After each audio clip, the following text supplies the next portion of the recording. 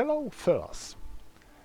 This is the second part of my tutorial series for Norman Saga, and today I'm going to describe the foot movement in this game. We are moving our units in the movement phase. Each character has his movement value in the lower left corner that tells us how many movement points character can spend in his movement phase. In the movement phase you can move some, all, or none of your characters. You can move them in any order you want, but you have to finish moving one character before you will go into next character. So for example, I cannot simply move one and then one and then one. No. I have to finish my movement with Arthur before I will go to Olivier. Next, when you are moving your characters, you have to pay the number of movement points you have to that terrain table tells you. So, for example, when you move down to flat ground, you have to spend one movement point for each hex. But if you are moving onto the tree hex, you have to spend 2 movement points for any foot character. Same goes to scrap or slope. There are many different types of terrain in this game. There are buildings, castles, etc. that I will cover in the later videos, but the thing that we need to know is that we have to spend a number of movement points for each hex. There is no facing when it comes to the leg characters. So he can go here and he can be here and he can go 1, 2 or 1, 2, 1, 2 without changing his facing. This is one of the major differences between leg and mounted characters. Next, when you are moving through the terrain, you have to spend a required number of movement points. So let's say our Olivier wants to go, and he goes 1 movement point, 2 movement points, and now there is a tree, and table tells us that tree costs us 2 movement points. So he spent 2, and now he has to spend another 2 movement points. So he spent already 4 movement points. He has remaining 4 movement points to spend in this movement phase. But now, he's adjacent to the enemy. This Hassan is an Arab, his enemy.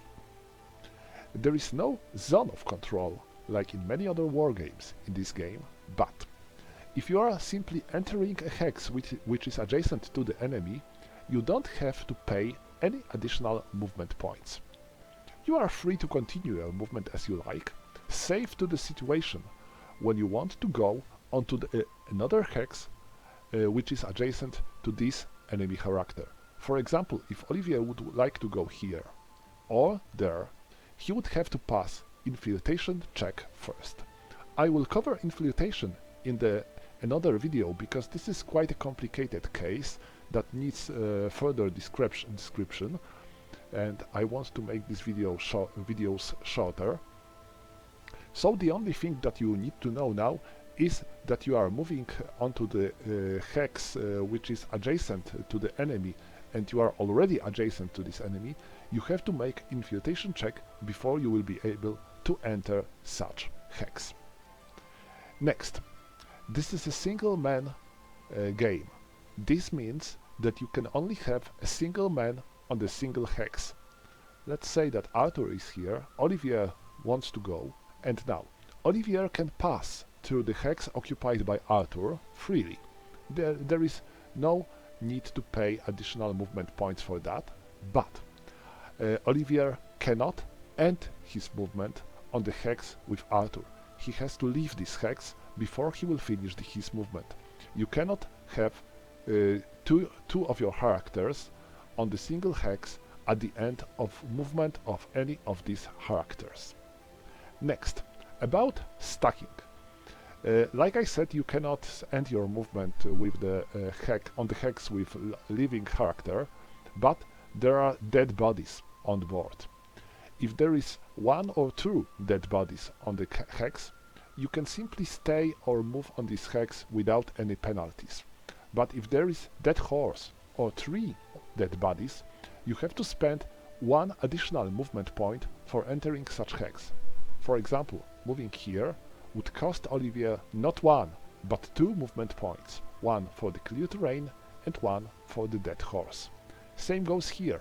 There are three dead bodies, so he will spend two movement points for moving down this hex. If there are six dead bodies or two dead horses on the hexes, this means that such hex is off limits and it cannot be passed.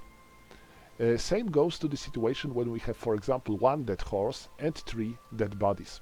This hex is also off limits now for any characters. If such situation occurs, you still have a chance to clear such a hex. If at the beginning of your movement phase you have two of your characters adjacent to such hex where we have a limit of dead bodies, they can spend all their movement points to clear such a hex. They have to declare this action, and now they can move all these dead bodies in in any of the hexes that are adjacent to them. For example, this body here, this body there, this body there, and now this hex is free to go for anyone else. If they are adjacent to the water, for example here, and there is dead body, you can there are dead bodies, you can declare that you want to throw these bodies to the water. In such situation, such body disappears completely from the game and you can remove the counter from the board. And that would be all when it comes to the movement of the leg characters. There will be much more talking about mounted characters because they are a different cup of tea, but this is something that I'm going to cover in the next video. That will be all for today. I hope you enjoyed this video, and if you will have any issues, problems or questions, feel free to ask them in the comments. I will do my best to answer them.